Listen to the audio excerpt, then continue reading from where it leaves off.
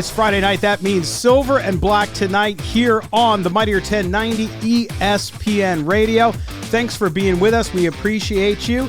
We want to give you a great conversation tonight, a conversation from the past, in the recent past, as we are off this week, but we wanted to give you something to bite your teeth into. Raider history so rich, so deep, with so many different types of players, so many great stories, some with great endings, others with not so great endings.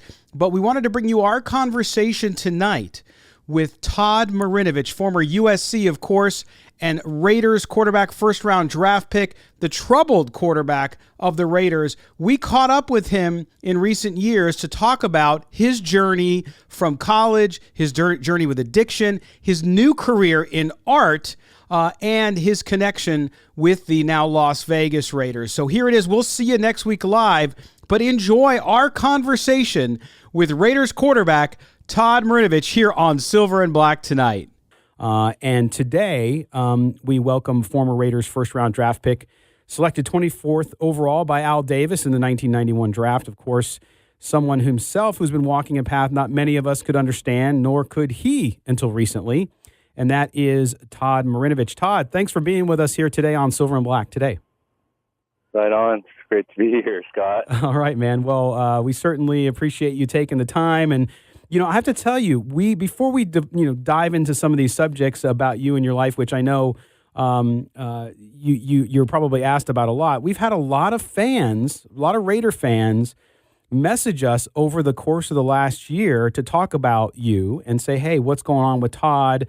And I think that's a testament to people wanting to see you live a good, happy, fulfilled life. And Raider Nation, I know, you had that brief time there, and we'll talk about that later. But Raider Nation, good or bad, they roll with you, and they might be the worst critics sometimes, but they also have lots of love for you. So I was struck by that, and I'm glad you're able to spend some time with us. Now, they really want to know that journey, and we're going to dive into it, of course. But how you doing at present time, and everything that's going on in your life? How you feel about everything? Well, I loved your transition from the Tuzak and into my segment, and I couldn't agree more. I think, and then when you say the Raider Nation, it comes from the top, and it's Mark Davis carrying on the tradition that Al started.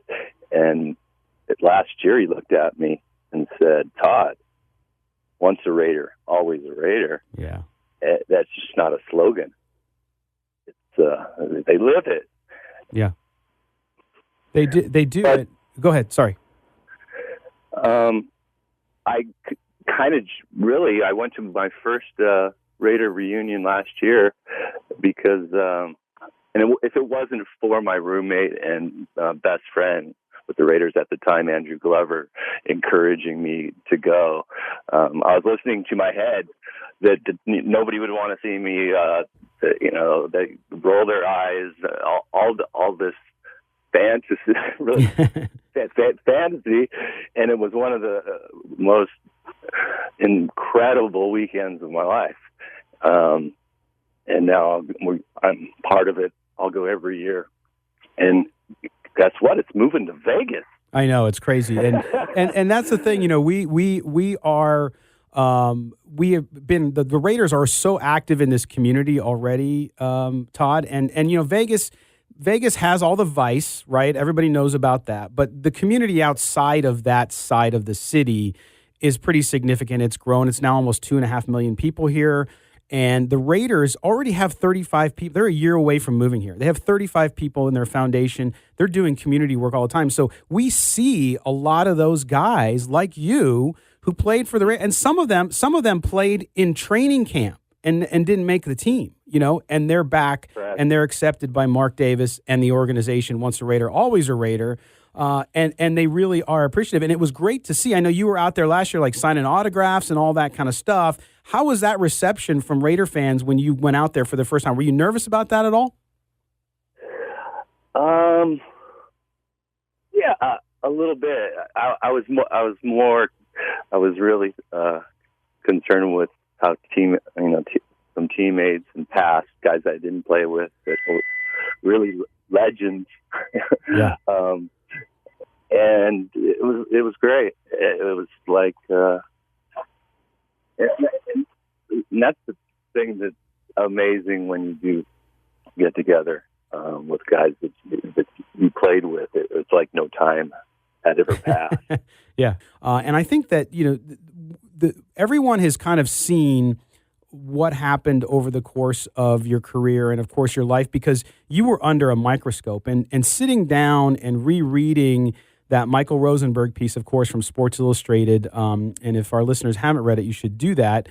I found myself, again, same age. I grew up in Southern California, so the persona and the legend that was Todd Marinovich, even at an early age when I was in high school at the same time, reached all the way down to San Diego, as you know. And as the story moved along, I think I have the same point of view as these Raider fans have, which is, I want you to do well. I want you to get to a good place, face those issues that, that got you to the point where you were with addiction and all those other things. And in that story, Michael leads with this whole thing about the big lie, right? And the big lie had to do with you and your dad, Marvin, and his desire to mold you into this great athlete. Tell us what that lie was and how you finally came to grips with admitting to that and getting to the point where you could start working, getting past it. Wow. It was, first off, Michael Rosenberg, who wrote it, I think did a fantastic job. It's not easy to put all that together. Mm-hmm. And it was just really something that has come up as of late in my recovery process. Right. And kind of wish I got to it sooner. It is what it is. And I just, as a young child, we put our trust in our parents, and I bought in, and I was all in to my dad's ideas, and not that I agreed with them. Mm-hmm. I just like Michael wrote, I bought into the lie, and it became my journey. Sure. And wouldn't change it. And the thing is, it sounds cliche, wouldn't change a thing, but it's made me who I am. Yeah, and that's the thing too. Reading through it, Todd, it's you relate. We all have different issues, different problems, different severity of issues, and so on. But speaking myself, right? I had my issues growing up too, and although they may be different than yours, I could relate to what you were talking about there, because I think we all go through life trying to figure out who it is we are, what it is we want to be, and how that happens. And of course, your parents are that example, that first example, and you don't know too what training they had. You don't get training. I mean, you're a parent now too. You know this. No one gives you training. It's not like they say, okay, here's the playbook, right? Like you did when you were playing football. There's no playbook on how to raise a kid. So if you and your dad, if your dad didn't have a great upbringing, or if he had different issues, now I don't know much about your grandfather, but the point is, you don't know what his background was, and you don't know what. So yes, it's generational. And yes, this stuff is just being passed. We could go on and so on and so on. So, the thing I do know is he did the best he could. Yes, with the information he had, and wasn't, which can be hard to swallow. Mm-hmm. Wasn't trying to hurt me. Right. In his mind, in his mind. No, and it's so. I think we're all sick to a degree. Mm-hmm. We're all not in recovery, obviously, but it's forced me to look at dark areas that are painful, to get to experience the after. Yes. And that is something that is hard to describe, that feeling. In 1991, and of course, star at USC. And for folks like me who grew up in Southern California, someone you grew up hearing about constantly and knew who he was. And Todd, before we went to the break, we're talking about your recovery and getting to where you're at. And one of the things too that really hit home for me in reading Rosenberg's story from SI back in January was going back to those early years as a kid. I have 4 boys and a daughter. They're always looking for my approval, affection, and attention. And for you, like you said, your dad did the best he could. It wasn't like he was trying to do anything to hurt you or anything like that. But the way that you were able to get that, affection and love and attention from your dad was through this joint effort at the time, right, through sports.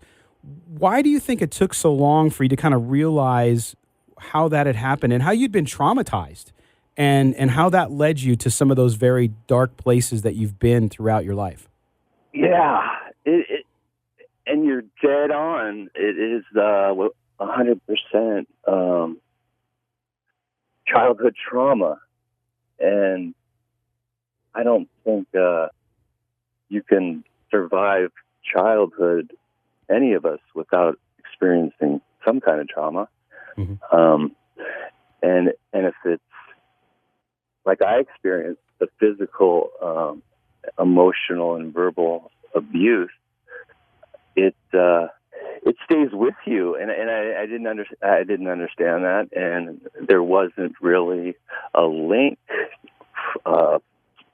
childhood trauma to addiction until kind of as of the last few years they're finding out, and obviously hindsight, sure, it makes sense, but that wasn't what we were talking about early on in my early recovery attempts.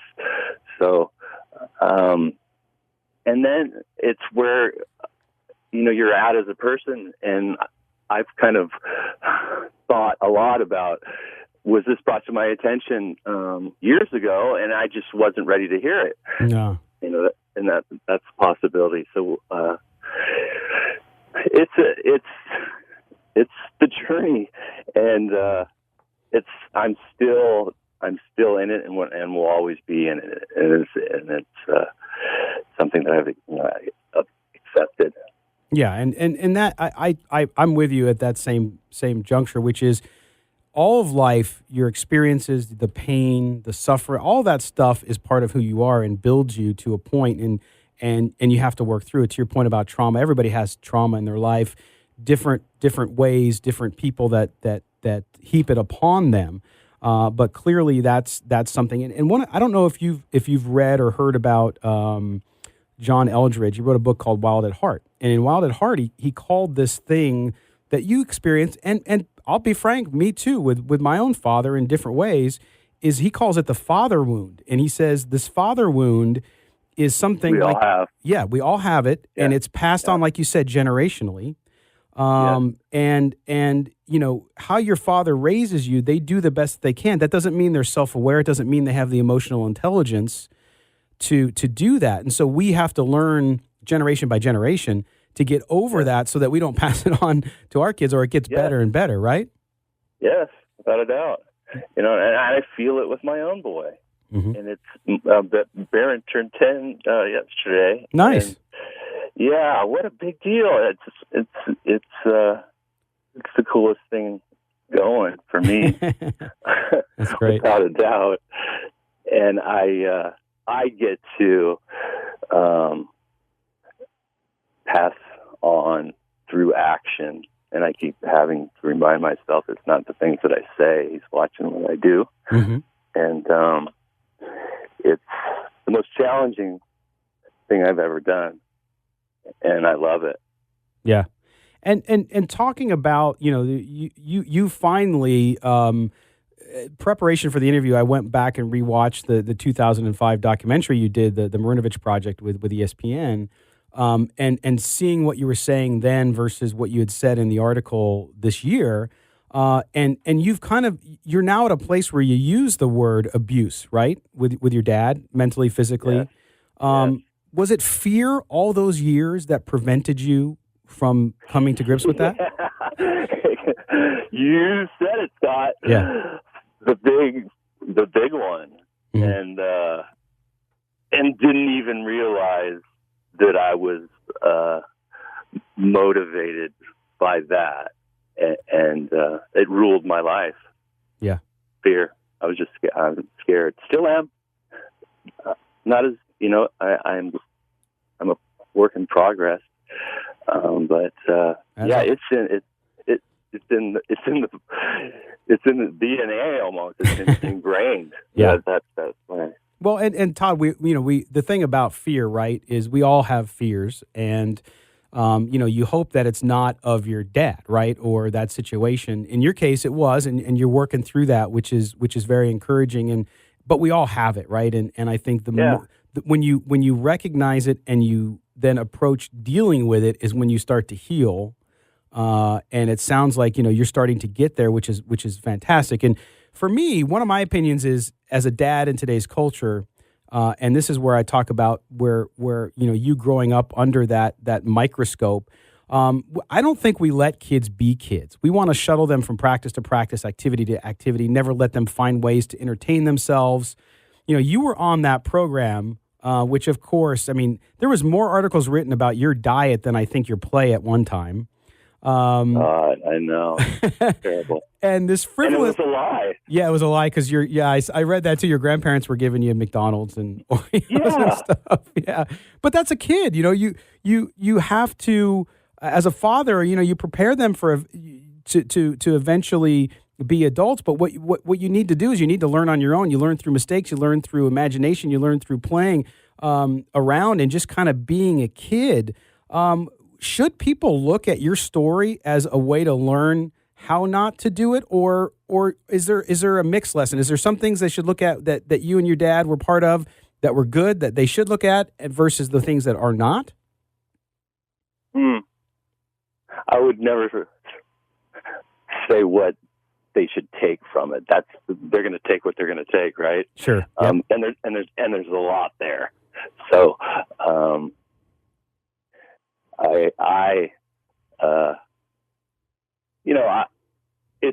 it's not easy as a parent, and I'm getting, how cool is it?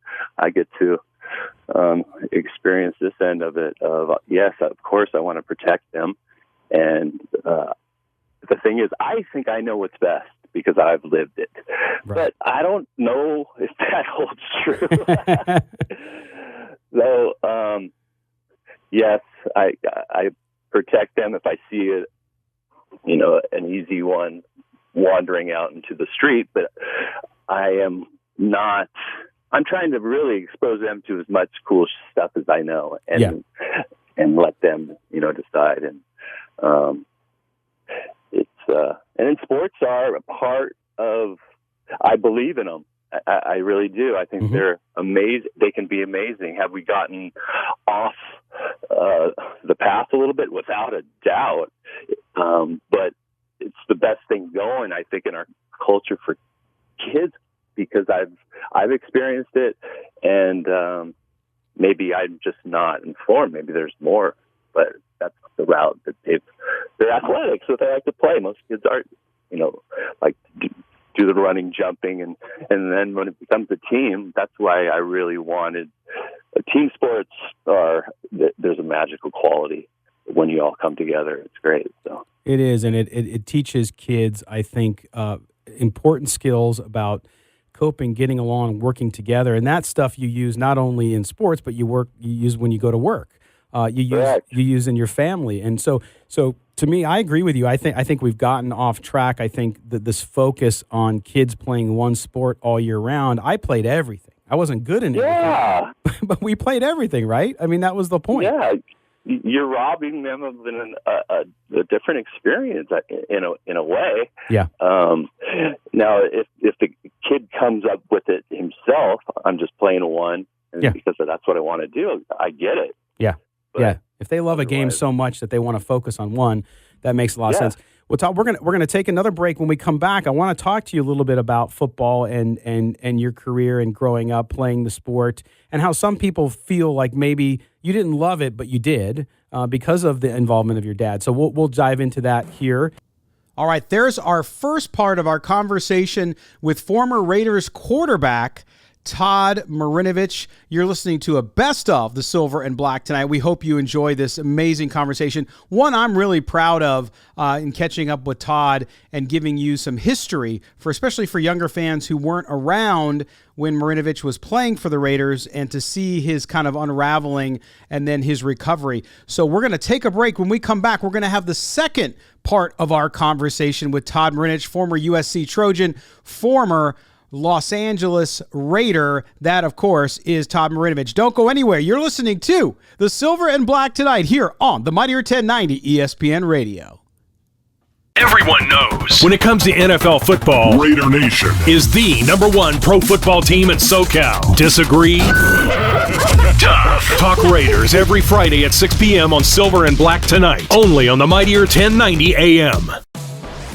Welcome back, Raider Nation. It is Friday night. That means you're listening to Silver and Black tonight here on the Mightier 1090 ESPN Radio. Scott Gulbransen, your host. Mo Moten still off. He's on a little bit of an extended leave. He will be back, so don't worry about that. But we're bringing you tonight the best of Silver and Black tonight, and our conversation with former Raiders quarterback Todd Marinovich. Of course, Southern California, no stranger to Todd Marinovich. Watched him grow up as a touted high school player. Of course, went to USC and then drafted by Al Davis and the Raiders. And we're talking to him about his career, his struggles with addiction, his recovery, and what he's up to now, including his artwork. Make sure you check out, if you're watching on YouTube, you see on the board behind me here, MarinovichArt.com. Here's the second part of our conversation with former Raiders quarterback Todd Marinovich. Tim Brown brings us back in, and we're talking to Todd Marinovich. Todd, you threw a couple touchdown passes awesome. to Tim. Yeah, you just made me smile with that intro. Love Jimmy. What a player. Yes. Best receiver. Yeah. And a good guy, too. Like I said, we've been around him at charity events. But that's the thing, really. My experience is with great players. They were as equally as great off the field. Yeah. Which is amazing, but that's what I've experienced. Yeah, with all those guys. Oh, no doubt, and you played with some great ones. Now, talking football a little bit, I think most of our listeners and Raiders fans know about your football career from the early age, of course, because it was well documented in every magazine, every newspaper, through USC, and then into the NFL. I mean, clearly, we know, and you put in all that hard work, but you also have God-given ability. How much did you, I know you talk a lot about that you wanted to play, you're a competitive guy. Yes. And a lot of people mistake the stuff with your dad as you being forced to play, but you loved the game, didn't you? Yeah, without a doubt. I think it's the greatest game on the planet.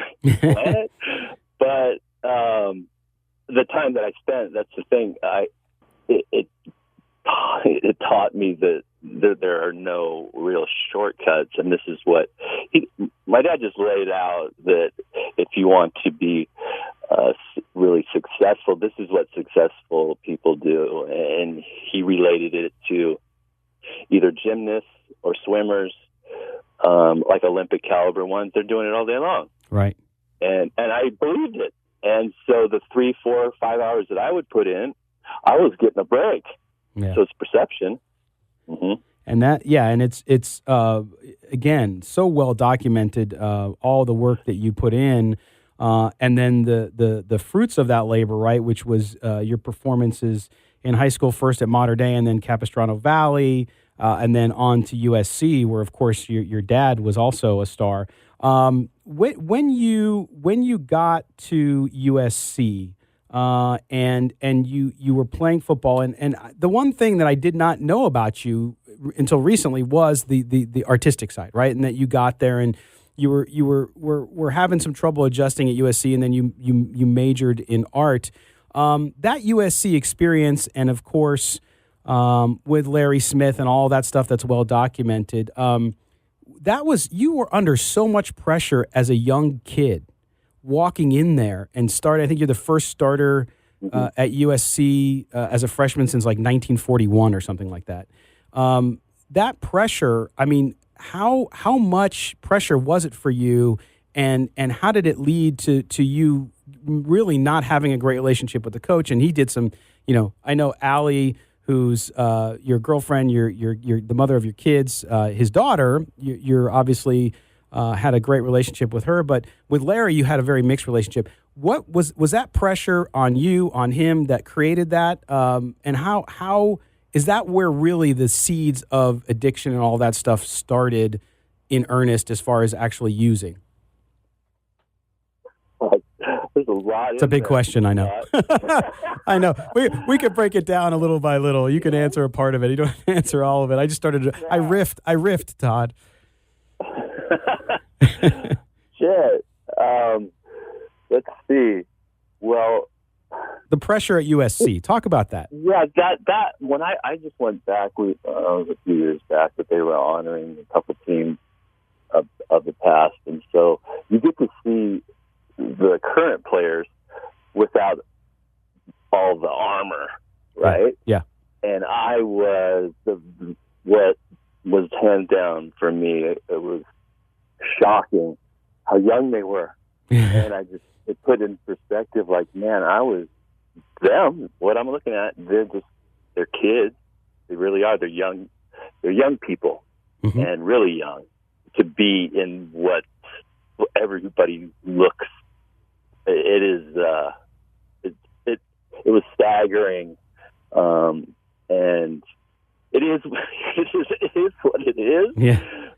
Whether it's right, wrong, or that doesn't matter. It just blew me away because I thought differently, and I could handle everything that goes with being a quarterback at a major university. It's insane. Yeah, it's what it is. So it's a lot of pressure. It's a lot of pressure. And Todd, I mean, you were in the media all the time. Now imagine. I mean, I look at kids today. My daughter just graduated college. So my oldest just graduated college, which makes me feel really, really old. Wow. Yeah. It's like, oh man, the hairline's going back, everything. But when I look at those kids today, Todd, if you were growing up today, even like you had been growing up and nothing changed, imagine YouTube, Facebook, all this stuff. The kids have even more pressure, don't they? I mean, with all social media and all this digital stuff, they're constantly tracked from the moment they're 10, 12 years old. Yeah. I couldn't imagine. No. And it just adds to, the pressure of it all. So, but still the experience is where it's at.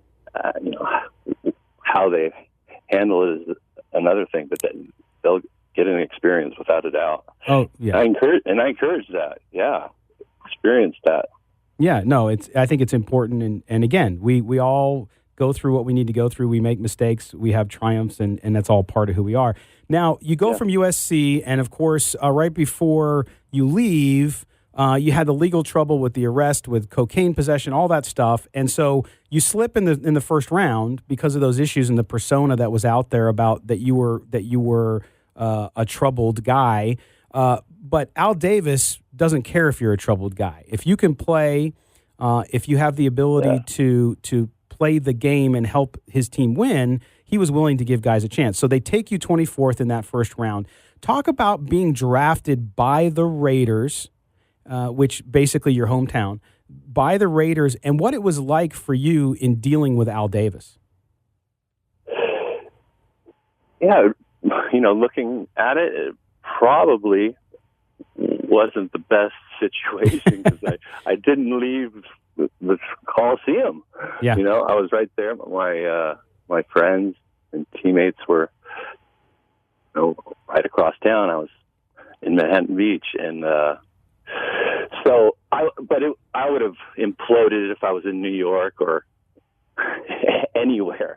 So that setting was not really the issue, but it was where I wanted to play. I told my agent at the time, because it was really early in the morning, the draft, and I just said, "Wake me up when the Raiders are on the clock," and he did, and the phone rang. I was just ecstatic. Yeah.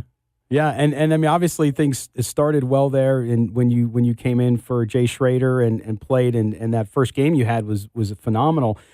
Playing for the Raiders, and Al Davis was surveilling you during your time because of your off the field issues. How was that? Was the relationship with him then strained because he was always watching you, or did you just get along with him and you just you were doing what you were doing, and so it was just part of the deal? Our relationship was not. It was. Well, he said it to me. It's unlike anyone I've had with a player, especially one this young. Only was it in two when he sat me down, and it was really out of his hands, as how he put it, because I was violating the NFL drug policy. It wasn't Raider policy I was violating. Right. And he, I was his boy. He went out and picked me when nobody would. So it was. I carried that around for 2 decades of that. Like, I'd let him down. And I needed to amend that, and that's when I got to sit down with Mark Davis. And he gave me the once a Raider, always a Raider. And so it's all about relationships, I'm finding. And in this recovery lifestyle, it's really in life, it's about relationships. And I just really didn't. I'm learning how. I just don't know really how. Yeah. And it's a learning gig, and it's awesome. It's not always easy, but what I'm finding, it's worth the uncomfortability of it all to get to the other side, to feel the benefits. Like, it relates to me spending all those hours with my dad. Obviously, if I'm spending all those hours and I'm not seeing any benefit, I'm out. Yeah, it's hard to stay motivated when you don't see a benefit, right? Which is why so many people try to lose weight and then they fail, because if it doesn't happen fast enough, if you don't see the result, then you kind of give up on that. And I mean, and I agree. You have to. Nothing great comes from ease. Nothing great comes. Pain. Yeah, because I want to do stuff where there's no pain. Yeah. Well, you know what?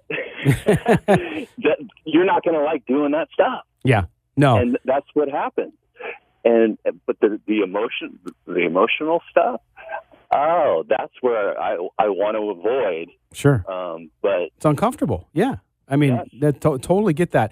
All right, we're back talking to Todd Marinovich, former first-round draft pick of the Raiders, and we've gone through a lot of stuff on Todd, his life, his background, his career, and now we want to focus a little bit on now, what he's doing now, and I want you all to go to marinovich.com, where you can see some of Todd's work, his painting, and all of this stuff, which is phenomenal, man. And I think for you, the painting, it sounds like from reading, and I want to ask you, getting back to something that you really love, which is art. You studied it in college, and now you're doing it professionally for a while. How much is that helping with your recovery? Well, it's always been helping. I just wasn't aware of it. That's the damn truth. I knew it really early, like my earliest of school, that it's the only part that time was non-existent other than recess. Yeah. So I knew that being active playing, I love to do, and I don't think about anything else but that with sports and art. And so I knew it just became not the focus really quick. It wasn't like it was not allowed. It just, that's not what we're focusing on. And it wasn't until I just sparingly, did it over the years. And it wasn't until my son, Baron, was born that I just said, I'm all in. I'm going to either do it and it's going to work out or not. And it's the fear. There you go. Yeah. And I just, let's do it. And it's been amazing, really. Well, and I get to paint pictures. It's awesome. Well, and it's great stuff too. I mean, I was, it's not, you're a talented guy, and I find that I don't care if you're physically talented, whatever it is, that usually talented people have multiple talents, right? So you had sports, of course, and you're able to paint. I know your dad was a sculptor. He could have been a very good sculptor, as you've said. And so to see that work and to see the reflection of your love of the game to a football, even basketball. I know you have a cool portrait up on your website of Magic Johnson, and all of that. It really is amazing stuff, and I hope that you continue to really to focus on it because you have the ability to do something that a lot of folks either have and can't reach or don't have. So it's good to see that you're able to tap into that, and that it's helping you as well along this journey. Yeah, I love win-wins, and art is that for me, for sure. And in the few minutes we have left with you, Todd, I know this last question before we let you go is sort of a tough one, but with all this stuff we talk about, and you're very, like you said, in preparation for this interview and talking to you, said, hey, I'm an open book, nothing's off the table, I'm good with anything. In the end, on your own time, one of the things I think that's important for any of us to get past wounds, to get past issues and trauma, is eventually getting to the point where you can forgive. Is that a journey you're still on, with your dad? Again, he did his best, right? But you still have to get to a point where you forgive him for not knowing these things weren't the best for you. And are you there yet? Are you getting closer? How do you feel about that? Oh, I'm there in that regard. If it's just not one thing and then you're to the other side, I think it's ongoing, and forgiveness is, like you said, a huge one. There's a lot of also where it's about me, not about him. There's grief, grieving, not being able to have a childhood but then you get into comparing of what is normal, what is the normal childhood? Yeah, I don't no know. Such thing. It's different for everybody, right? Yeah. So it's really exploring, and sometimes it's exploring in art and in my life and in my past experiences is scary. But what I find, the more I do it, the better I feel, and it's not always easy. And the great part about it, I'm reflecting on things of my youth, and then I have two beautiful children that I get to see how practicing what I would want it done to me with them and see how that works. And it's really about practice. I'm practicing. That's right, man. That's how we learn. Yeah. That's how we learn. Well, I can tell you, Todd, we're all keeping positive thoughts for you here, and I know fans are as well. The journey, to enlightenment, a happy, healthy life is as we've talked about, it's sometimes a lonely one. And there's some things we got to get to on our own, but I know Raider Nation is behind you. They're wanting you to succeed in life, in your art, and in feeling good about your life and where you're going and raising that family. And you always have a spot here. We hope we can catch up with you again soon to check in on your progress and, more importantly, to see how your art's going. And we'll make sure we link up marinovichart.com to our website. But man, I just want to thank you. It's been great talking to you, and we're gonna keep in touch, and I appreciate. How about I come in when the Raiders are in their new home? Absolutely, a little in studio. That would be bitching. Yes, and hopefully we'll be out there at the stadium too. And that's the thing too. I know. You'll be part of that, and we're just about a year away from it, man. And they're building their headquarters here, which is actually not far from my house. So we'll do that. But yeah, we'll get you out here, and I just want to thank you again and wish you the best, man. And we're here if you need anything. You know what? Side note: I just did a big painting for Mr. Davis. Oh, did you? Of the new stadium. Oh, that's killer.